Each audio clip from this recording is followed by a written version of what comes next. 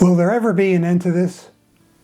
This video is about the most dangerous road in the city of Leesburg, Route 48 between Route 33 and Route 27. And it's only going to get much, much worse. In July of last year, the City Commission approved the Brightleaf condominiums on Route 48 next to Publix, 253 units on 38 acres. Then in November, they approved 250 apartments on 32 acres just across the street, on the south side of Route 48. Now, west of Brightleaf, they will vote on another community with another 283 units on a road that is already over capacity. These three developments will add about 1,500 vehicles to this mile-long stretch of road, which is already beyond suitable capacity, and the county acknowledges this.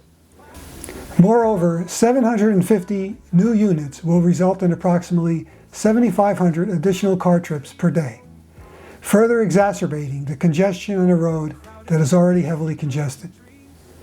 Looking at the MPO list of priority road expansion projects, the widening of Route 48 from Route 33 to Route 27 is listed as number 13, with only the first 10 projects funded.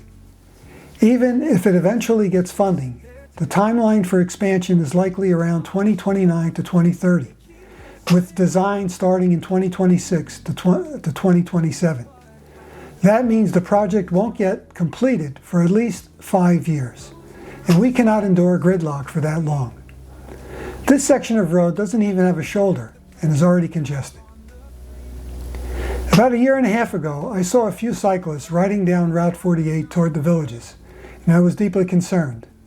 I knew that as the villages of Westlake grew, this would become a major issue.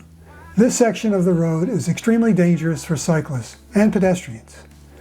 Alarmed, I contacted the MPO and urged that this road be equipped with at least a shoulder for cyclist safety.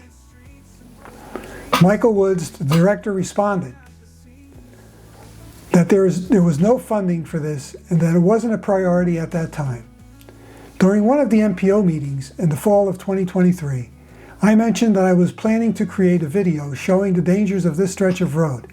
You see portions of that video playing in the background, and I will put a link to it in the description, which included filming myself riding my bicycle down it. I even flew a drone over the road to highlight the congestion. One of the attendees of the meeting discouraged me from riding due to the hazardous conditions. Nevertheless, I rode my bicycle from the Route 33-48 intersection down to Route 27, taking advantage of a Sunday morning at 10 a.m. to minimize traffic for safety. However, even during this relatively quiet time, I was nearly run off the road by a driver who failed to give me the required 3 feet of space. This shows how dangerous this road is, even during non-peak hours. The next day, I flew my drone from Route 27 to Route 33 and back, filming the traffic and showing how trucks were often riding too close to the edge of the road, sometimes even beyond the lane. I did this at 2 p.m., avoiding rush hour, yet traffic was still backed up at both routes 27 and 33. At Route 27, there were around 20 cars waiting to cross at 2 p.m. Given this congestion, I cannot imagine how much worse it will get with an additional 1,500 cars from these 3 new developments. This road is a disaster waiting to happen, and safety will be a critical concern. The rezoning of the parcel in question should not proceed until the road is widened. In November of 2023, I sent the video to all members of the MPO Community Advisory Committee, but as expected, nothing happened. I reached out to Director Michael Woods for further suggestions, and he referred me to George Gadil, the Lake County traffic engineer. I shared the video with him, and he confirmed that no funds were available for improvements. However, he promised to reach out to the state to explore whether safety concerns could push the issue forward. Not surprisingly, nothing happened. Finally, in June of 2024, the widening of this section of road was added to the list of priority projects. The city of Leesburg invited the villages to build thousands of homes in Leesburg, and they do nothing to facilitate these residents coming into Leesburg and becoming part of the community. They are essentially boxing them out by creating a hazardous connection between the village and the city, gridlock that is insurmountable, keeping the villagers in their bubble and out of Leesburg.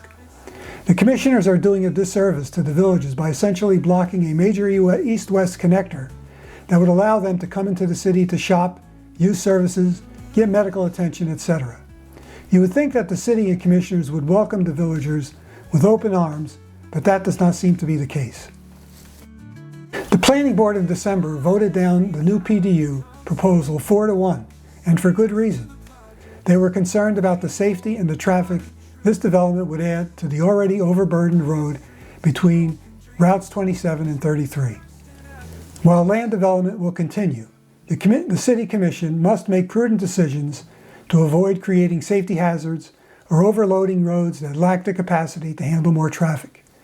The City Commission owes at least this much to the existing residents of this city.